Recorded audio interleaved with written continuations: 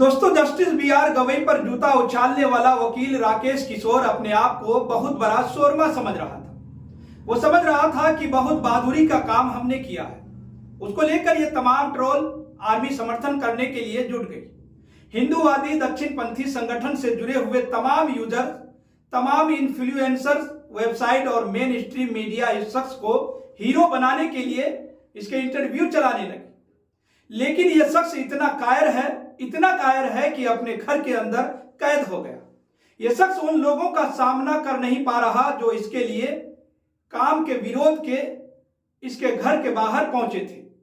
दरअसल ये पहुंचने वाले आम आदमी पार्टी के कार्यकर्ता बताए जा रहे थे, जो इस वकील के घर के बाहर खड़े हुए और ये बताने के लिए खड़े हुए कि तुमने जिस शख्स के ऊपर जूता उठाया वो सिर्फ इस देश का सीजेआई ही नहीं है, बल्कि इस देश में न्याय का सबसे बड़ा प्रतीक है। इस देश में वो संविधान के संरक्षण का सबसे बड़ा प्रतीक है। वो शख्स, वो कुर्सी, वो इमारत इस देश में संविधान पर विश्वास रखने वाले लोगों का सबसे बड़ा भरोसा है।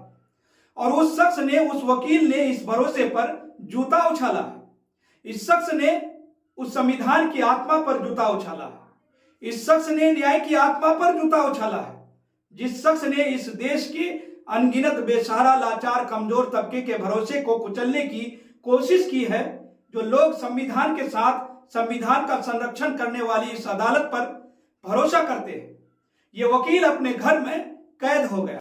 जब आम आदमी पार्टी के कार्यकर्ता उसको यह एहसास दिलाने के लिए पहुंचे थे कि जो तुमने किया वो देशद्रोह से कम नहीं है, यह इस देश के अपमान है, यह इस देश की आजादी को दिलाने वाले लोगों का अपमान है, वह इस देश में संविधान को ड्राफ्ट करने वाले लोगों का अपमान है, ये बाबा साहब भीमराव अंबेडकर का अपमान है, तो ये वकील राकेश किशोर अपने घर में कैद हो गए।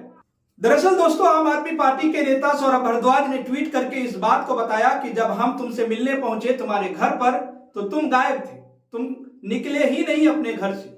ये इस बात को बताता है कि राजनीतिक तौर पर विचारधारा अलग अलग हो, लेकिन यह सवाल सबसे बड़ा है कि इस संविधान और इस संविधान का संरक्षण करने वाले सर्वोपरि हैं। लेकिन कुछ पॉलिटिकल पार्टी के नेता लगातार इस वकील के समर्थन में आते रहे।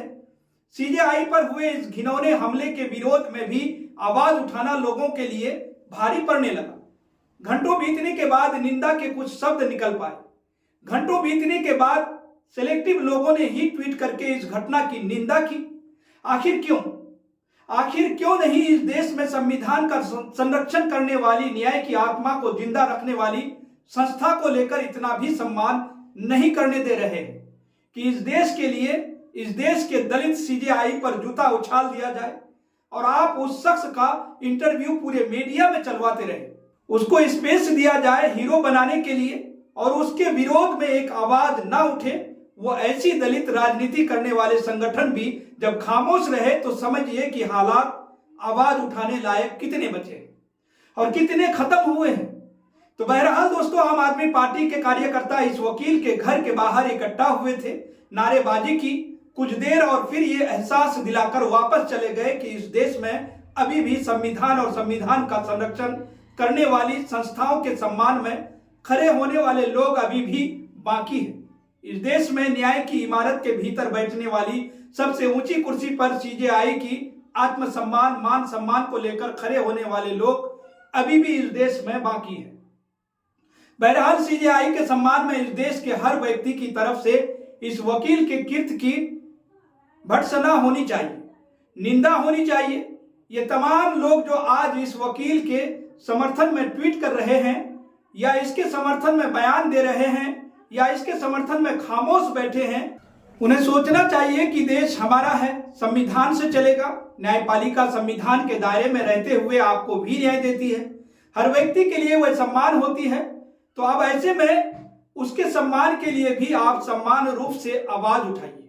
तो फिलहाल दोस्तों, इस खबर में इतना ही। आप इस पूरी रिपोर्ट को लेकर क्या सोचते हैं, आपकी क्या राय है, आप अपनी राय हमारे कमेंट बॉक्स में जरूर लिखिए।